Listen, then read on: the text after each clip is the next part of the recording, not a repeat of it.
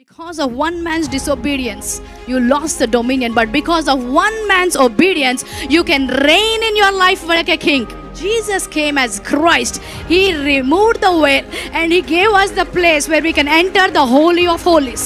కానీ యేసు ఎప్పుడైతే క్రీస్తుగా వచ్చి ఉన్నాడో మరి తెరను చించి ఆ మనల్ని అతి పరిశుద్ధ స్థలంలోనికి ప్రవేశింపచేసి ఉన్నాడు. In this New Testament we don't need prophets to hear the voice of God. చూడండి, దేవుని యొక్క స్వరము వినుటకు ప్రవక్తలు అవసరం లేదు. In the New Testament we don't need high priest to go into the Holy of the Holies. We can stand in his presence and call him Abba Father.